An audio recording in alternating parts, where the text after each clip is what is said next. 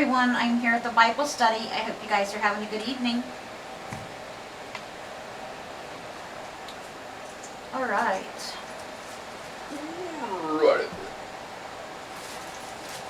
Hair is everywhere. I cut my own hair, you know, out to here instead of down to here. Still got hair everywhere.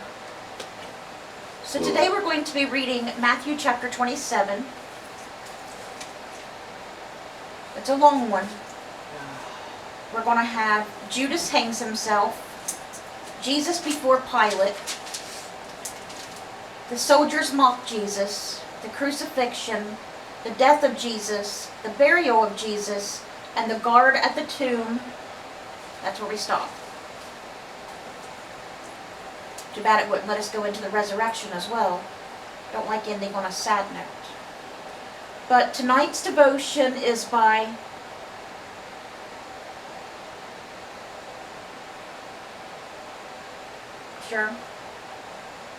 Tonight's devotion is by Grace Fox once again. But this is the last one. No, it's not. Tomorrow's Grace Fox as well. This is weird. This has never happened in any of the books before that I've read. Okay, so the Bible verse that goes along with her devotion tonight is Matthew chapter 27, verse 46, which says, "At about 3 o'clock, Jesus called out with a loud voice, 'Eli, Eli, lema sabachthani,' which means, my God, why have you forsaken me?" Alright, so let's put that aside. And let me read to you guys all of Matthew 27. If we got time, I'll read a story out of the hospice book as well. Early in the morning, all the chief priests and the elders of the people came to the decision to put Jesus to death. They bound him. He would have went willingly. They didn't have to do that for one thing. They bound him, led him away, and handed him over to Pilate, the governor, the only one that really had compassion on him of the officials, but still gave the people their way. When Judas, who had betrayed him, saw that Jesus was condemned, he was seized. He was seized and with remorse and returned the 30 silver coins to the chief priests and the elders. "I have sinned," he said, "for I have betrayed innocent blood." "What is that to us?" they replied. "That's your responsibility." Once they got from Judas what they wanted, they didn't care how he felt or what his problems were. They got Jesus arrested and were going to kill him. That's what they wanted. They could care less about Judas helping them now that it's over. Okay, so Judas threw the money into the temple and left. Then he went away and hanged himself. The chief priests picked up the coins and said, "It is against the law to put this into the treasury." They really care about the law, don't they? "Since it is blood money." So they decided to use the money to buy the potter's field as a burial place for the foreigners. That is why it has been called the field of blood to this very day. You hear talking about the field of blood. That's what's bought with Jesus' blood money. Then what was spoken to Jeremiah the prophet was fulfilled. They took the 30 silver coins, the price set on him, by the people of Israel, and they used them to buy the potter's field, as the Lord commanded me. Meanwhile, Jesus stood before the governor, and the governor asked him, Pilate, "Are you the king of the Jews?" he asked Jesus. "Yes, it is as you say," Jesus replied. When he was accused by the chief priests and the elders, he gave no answer. Then Pilate asked him, "Don't you hear the testimony they are bringing against you?" But Jesus made no reply, not even a single charge, to the great amazement of the governor. Now it was the governor's custom, at the festival to release a prisoner chosen by the crowd. And just remembered all the people that were coming to Jesus for help, all the people that were following him. Where were they then? At that time, they had a notorious prisoner called Barabbas. So when the crowd had gathered, Pilate asked them, "Which one do you want me to release to you, Barabbas or Jesus, who was called Christ?" Barabbas was a murderer. Jesus did nothing but help people. For he knew it was out of envy that they had handed Jesus over to him. While Pilate was sitting on the judge's seat, his wife sent him a message. "Don't have anything to do with this innocent man," with Jesus, "for I have suffered a great deal today in a dream because of him." But the chief priests and the elders persuaded the crowd, the devil got into them, to ask for Barabbas and to have Jesus executed. You know, once one person starts hollering, then they all want to join in together. They don't want to feel like the odd one out. The devil got into all of them. And the devil's standing there laughing the whole time. Jesus is standing there bleeding and weak.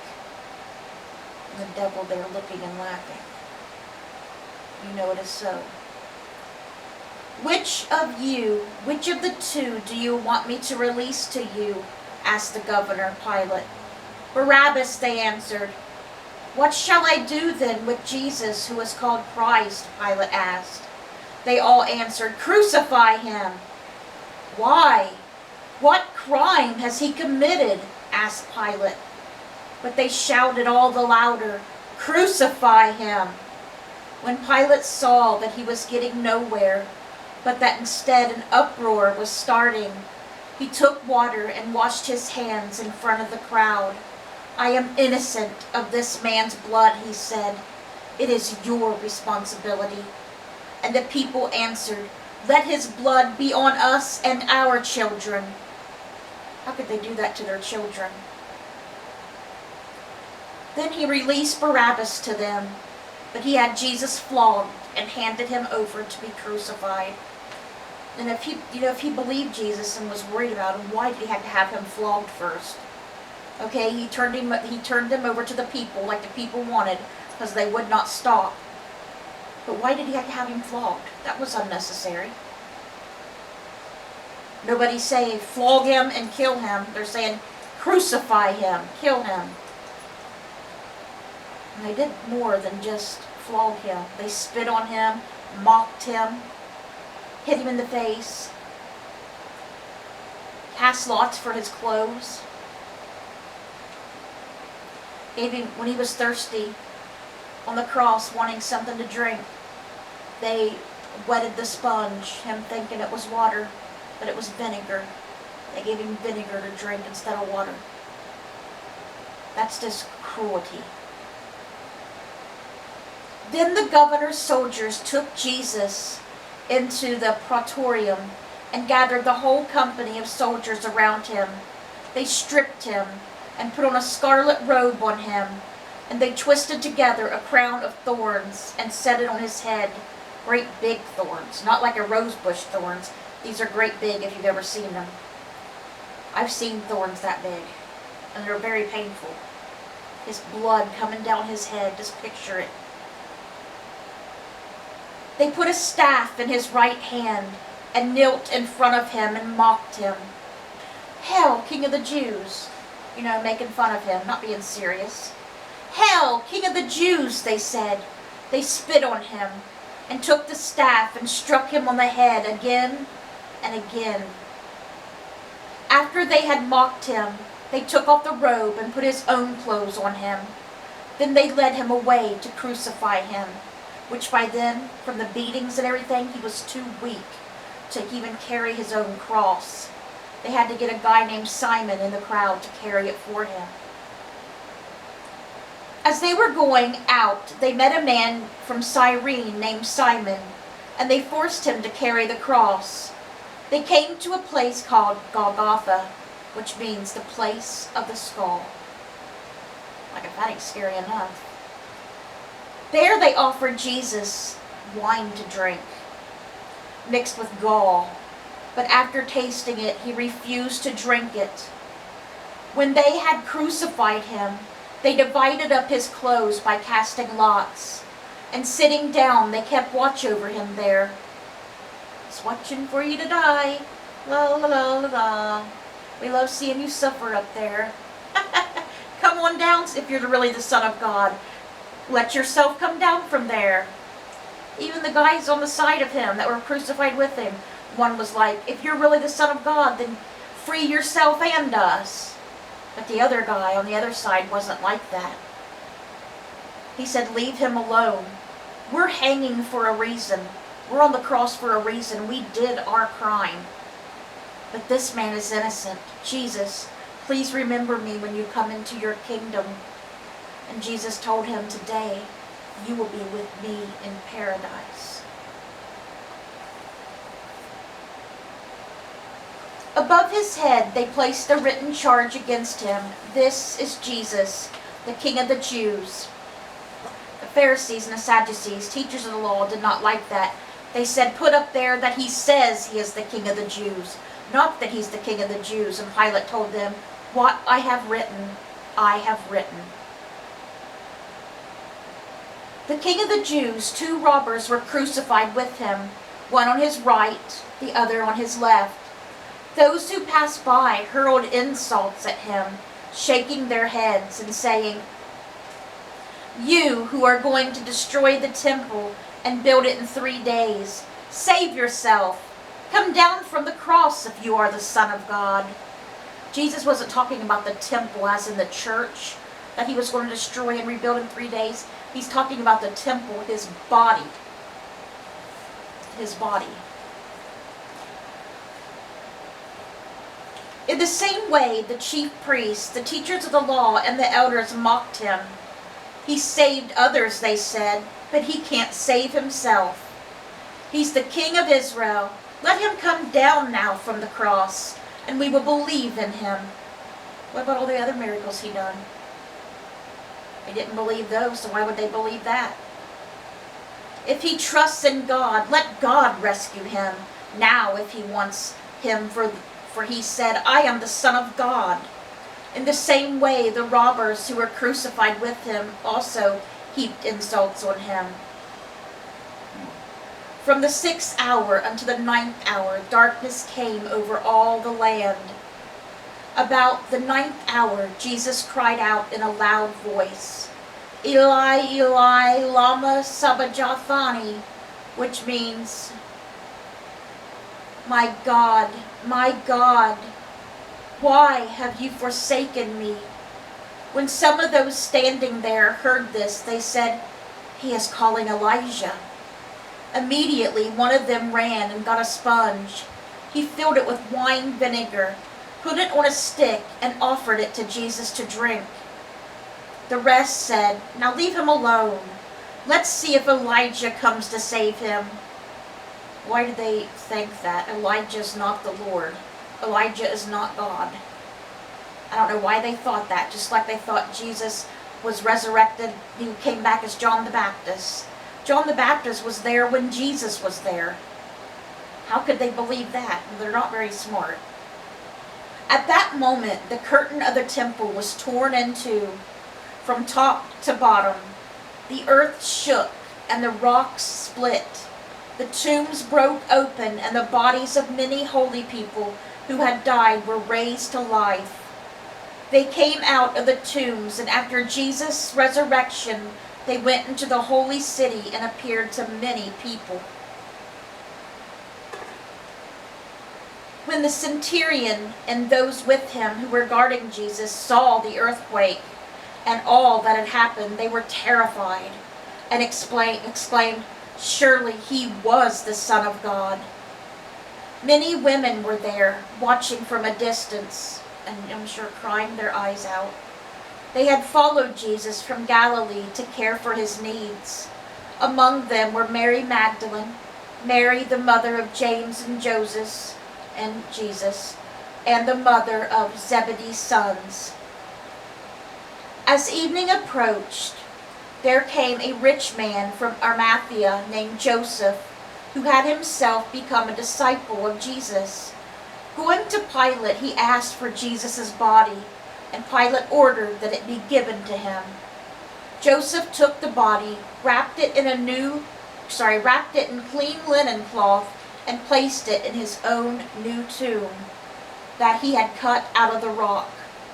He rolled a big stone in front of the entrance to the tomb and went away. Mary Magdalene and the other Mary were sitting there opposite the tomb. The next day, the one after Preparation Day, the chief priests and the Pharisees went to Pilate. "Sir," they said, "we remember that while he was still alive, that deceiver," referring to Jesus, "after 3 days, he said, after 3 days I will rise again. So give the order for the tomb to be made secure until the 3rd day. Otherwise his disciples may come and steal the body and tell the people that he has been raised from the dead. This last deception will be worse than the first."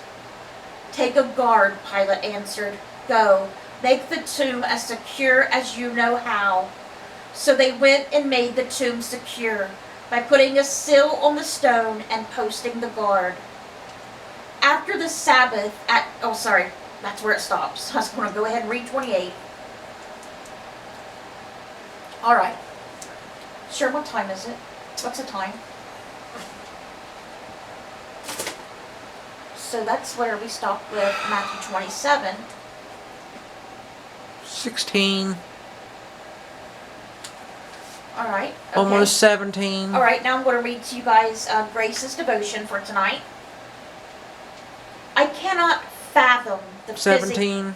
I cannot fathom the physical, mental, and emotional pain Jesus felt. His body crucified like the criminals hanging beside him. His spirit crushed by the weight of the world's sin. He cried to his Father, "Why have you forsaken me, Father?" What agony could compare? Only once have I felt like God had removed himself from me. A dear friend perceived something I'd said through the lens of her broken past and took offense. She cut me out of her life, despite my repeated efforts to address the situation.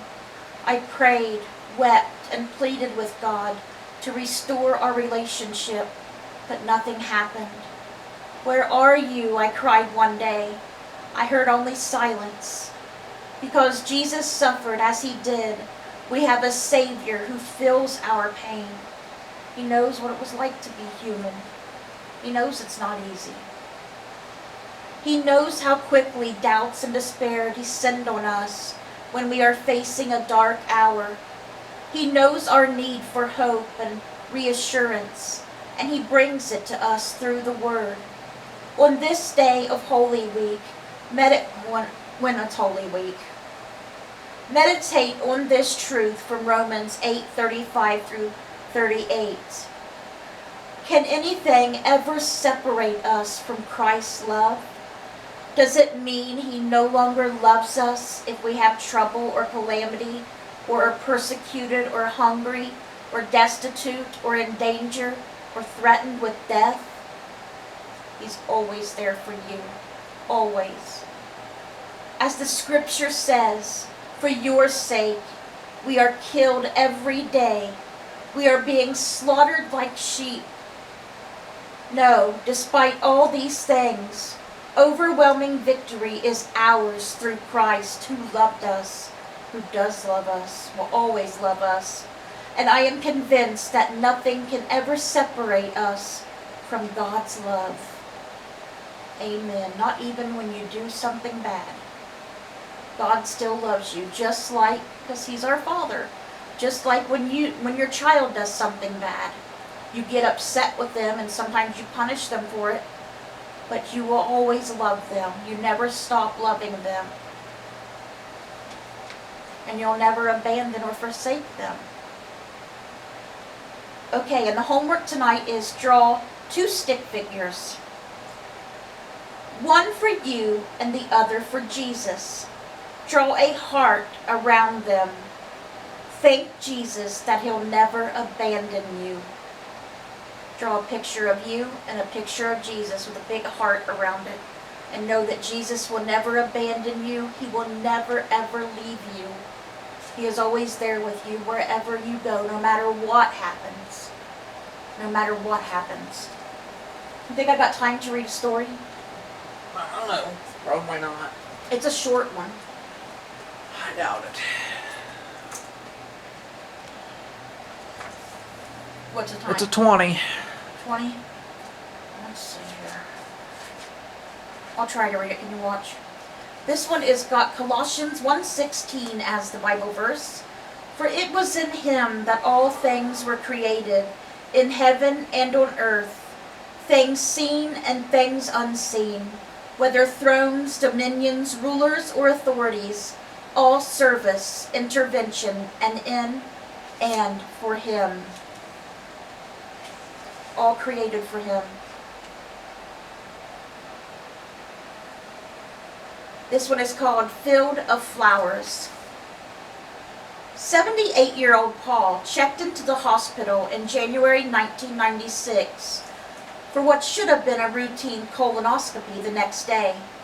Doctors wanted to have a day to monitor his health, as Paul had an enlarged heart and congestive heart failure was prevalent in his family.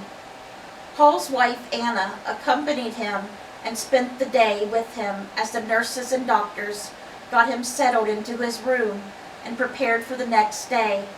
As the afternoon gave way to evening, Anna needed to head home. She suffered from muscular degeneration, a disease that makes it difficult to see at night. "Honey, I'm going to go home," she said. It's getting dark. Tired but in good spirits, Paul said, "Okay, you can go on home." Anna gathered her things and kissed him goodnight, the same type of kiss she had given him thousands of times during their 54 years of marriage. She paused at the door, turned, gave him a smile, and walked out. Within minutes, Paul and his roommate were chatting away like lifelong chums.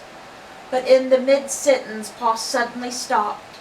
Paul and Anna later learned that the roommate looked over to see Paul hanging his head, chin resting on his chest. The alarm sounded on Paul's heart monitor. The roommate pushed the call button for the nurses. Two scrambled into the room, not sure of the problem.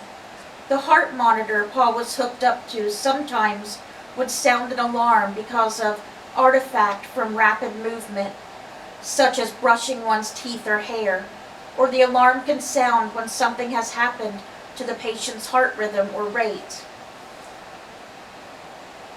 Every time I've been in a hospital or SHRM, if those stupid monitors have gone off, they never come running in, ever.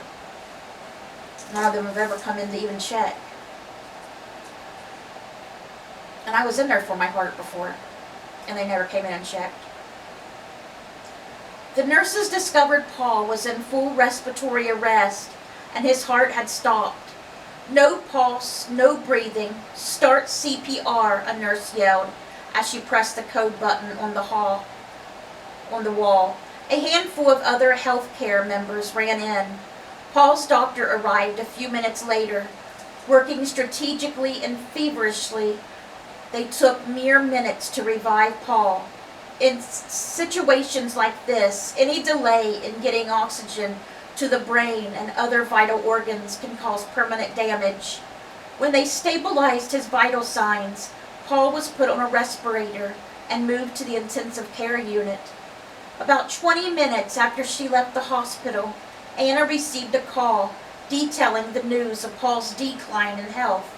Despite her fear of driving at night, she rushed back to the hospital. Meanwhile, Paul's daughter, Sharon, a nurse who lived in another state, had called numerous times throughout the day. She wanted to take a moment to talk with him and allow her children time as well.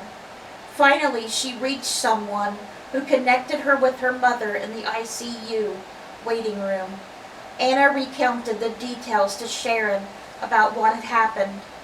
"Sharon, Paul was not responding," Anna said, fear and concern obvious in her voice. Nervously, Sharon said, "I'll come up. No, no, no, Anna said. Don't come up. They said he'll know in 24 hours.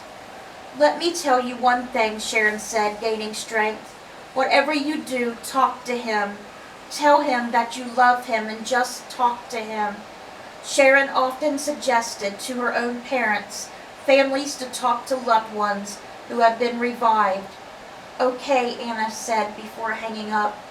2 days later, Paul recovered and was transferred to a step-down unit. 1 week later, he was discharged home without having his colonoscopy. In August of that year, the family gathered at Paul's house to celebrate his birthday. Paul and Sharon made their way out to the porch for father-daughter alone time. I don't understand what happened to me that day, Paul said, with a look of concern on his face. Well, what do you remember? Sharon asked. A man of few words, Paul answered in a slow and measured tone. Well, all I remember was your mother and I were outside on a ride, and we stopped by the side of the road because the sunlight was so beautiful, and a field of big yellow daisies had just wanted us to walk through them. I got out of the car to walk in that field of flowers. The sunlight was so warm and comforting. I just wanted to go there. It was drawing me there. But dang it, your mother kept calling me back. That's like a lot of people that have a near-death experience. If you've been saved and you're not having one of hell, they want to stay in the light. They want to stay there because you're so surrounded with love and peace. You don't want to go back. But a lot of them come back if Jesus lets them for their loved ones. But most people do not want to come back. Alright guys, I hope you guys enjoyed that story, and I hope you guys have a great rest of your day. Let's bring those souls to Jesus, and God willing, we'll see you tomorrow with another Bible study.